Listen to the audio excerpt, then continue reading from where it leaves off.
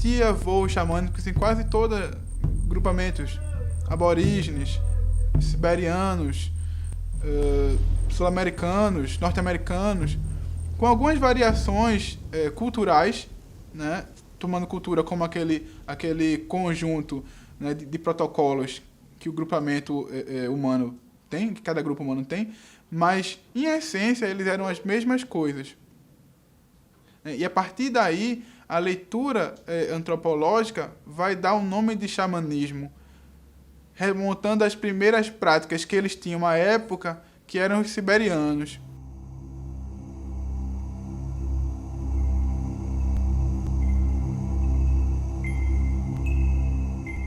Xamanismo são práticas ancestrais que se iniciaram no Paleolítico.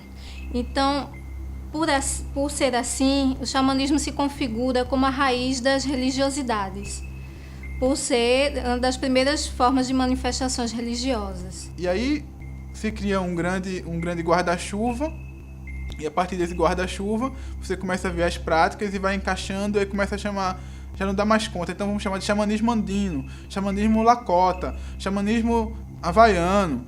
E aí você vai tendo essas nuances culturais e com algumas filosofias diferentes, mas que recobrem um fenômeno igual, em essência.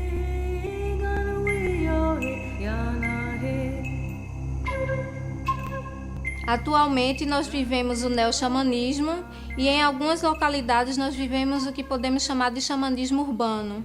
São pessoas no espaço urbano que, dentro de suas possibilidades, fazem práticas xamânicas.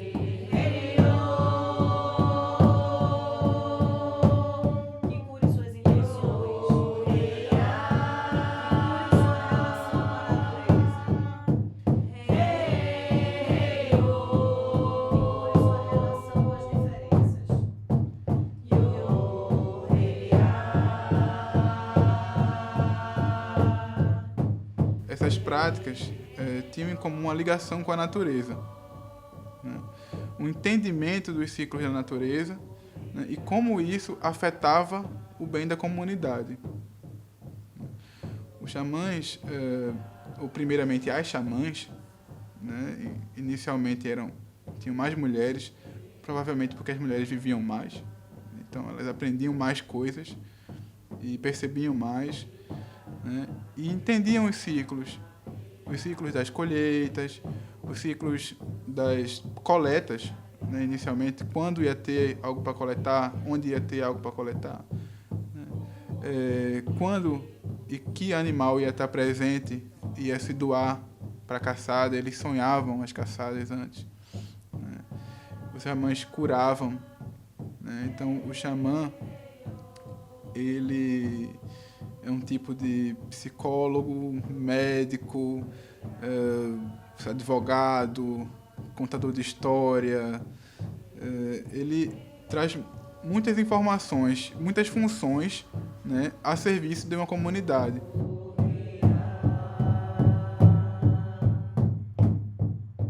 O xamã, ele tem uma diferença de percepção. Ele tem uma percepção diferenciada. Ele acessa o sagrado de uma forma diferenciada, de uma forma mais intensa, mais vívida e mais corriqueira, tá? Então, para o xamã é comum você estar aqui nessa dimensão e, ao mesmo tempo, estar vivenciando alguma coisa em outra. Todo xamã tem isso mais ou menos desenvolvido, mas faz parte dele, né? Então, assim, o transe ele é essencial para as práticas xamânicas, sim, né? Especialmente as práticas que o xamã faz. Não que o xamanista faz.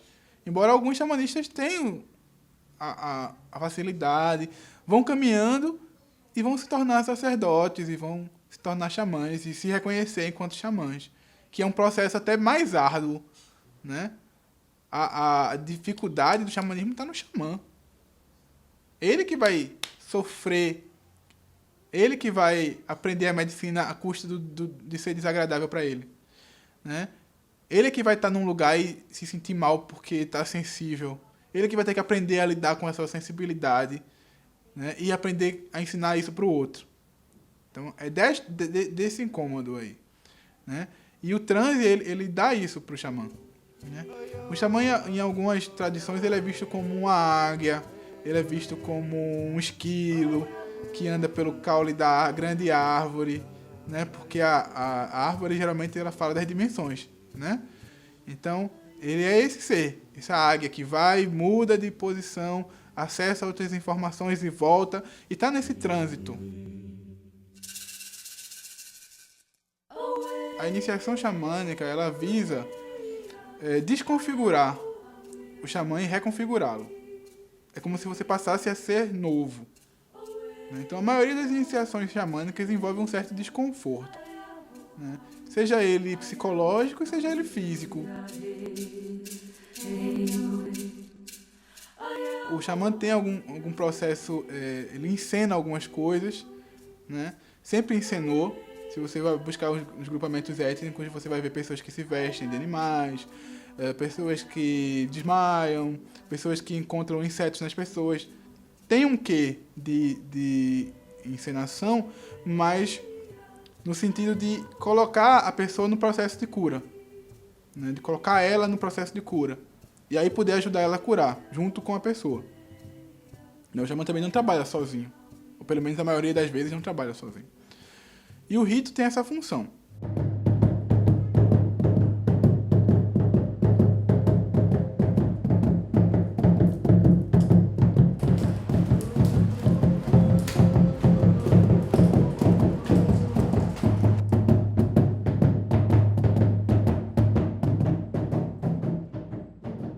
O altar xamânico ele tem várias configurações, certo?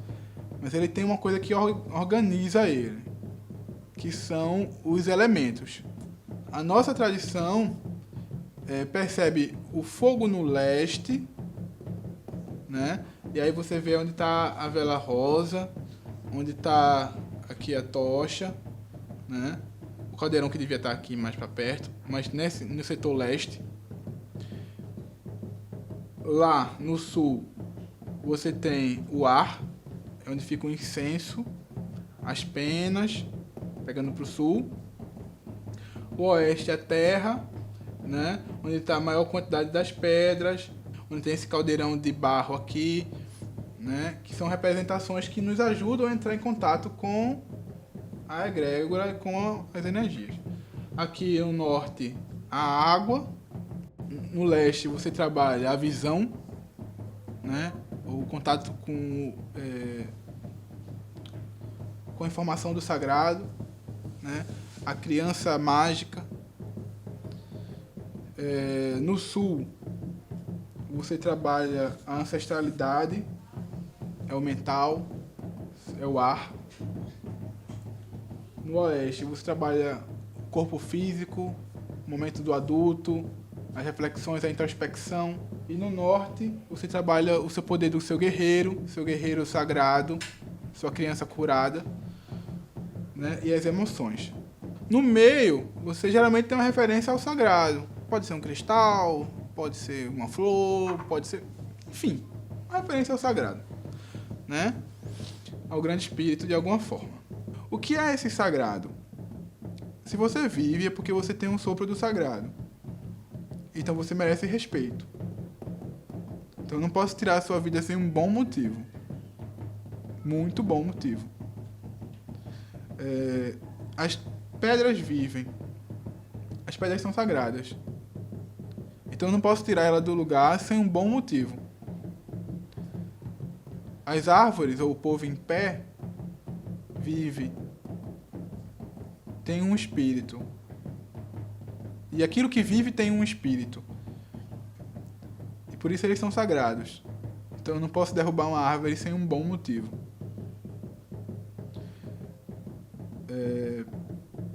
Se tudo vive e eu não posso tirar isso sem um bom motivo, então a relação entre o outro ela é permeada por esse sagrado. Toda essa sacralidade faz parte do grande espírito, que reúne todas essas essências e mais, porque ele é maior do que a soma das partes. Na mitologia Lakota, ele seria o Wakantanka. Wakantanka Tankashila, o masculino e o feminino. O grande espírito, é o sagrado, é Deus, né? Ah, sim, mas e as entidades? E os deuses? Né? São emanações. São emanações. Em outra tradição se diria que são registros acásticos.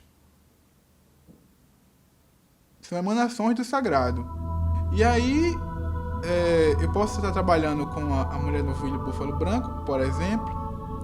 Né? Eu posso estar trabalhando com Artemis, eu posso estar trabalhando com Ísis, eu posso estar trabalhando com Kailis. Não importa muito. Enquanto fenômeno. Importa no cuidado que nós temos com que tipo de egrégora nós queremos trabalhar. Mas aí já é uma outra questão, é uma ética. Né? É uma ética do grupo.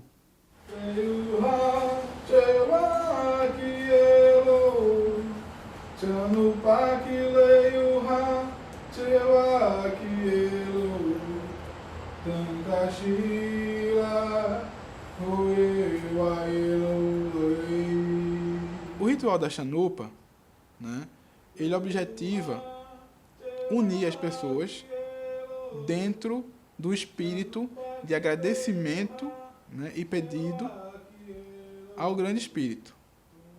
Então ele foi dado, né, no mito, né, pela a mulher novilha búfalo branco, Ptsanui, e ele congrega as pessoas, né, a fumar a Xanupa, utilizando a medicina do tabaco, né, e deixando que o tabaco leve os pedidos e os agradecimentos até o sagrado. A fumaça geralmente tem esse lugar dentro do xamanismo de limpeza e de levar as preces, né, dispersar as preces do sagrado. Então, aquele formato de roda, aquele formato de cuidado com a Xanupa, né, a Xanupa Wakan, a Xanupa sagrada, vai de mão em mão, de coração em coração. E aí você coloca a Xanupa para ser fumada pelo grande espírito. Então ele vai fumar o teu coração. Eu me sinto numa situação de maior respeito pelo próximo, a situação de se integrar mais completamente com a natureza e principalmente de focar na cura, na minha cura, na cura do outro, na cura do planeta, em ajudar. Eu acho que a palavra que mais caracteriza o xamanismo é integrar e ajudar.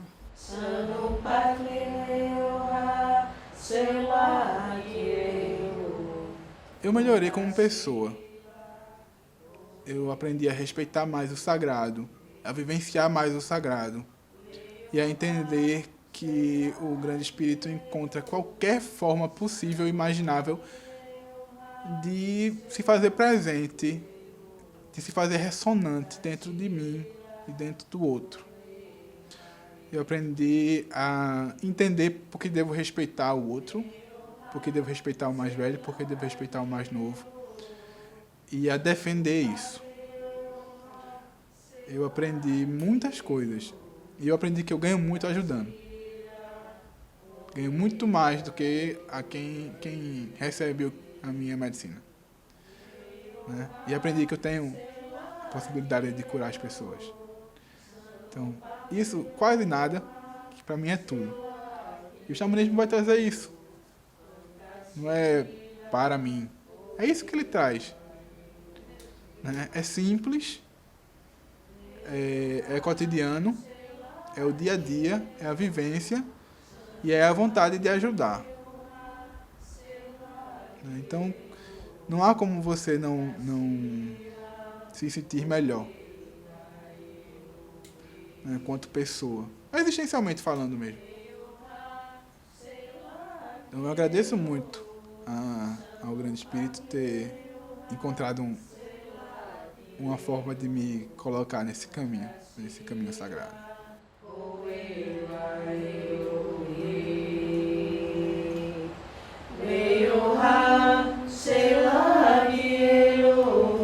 Sano Pakile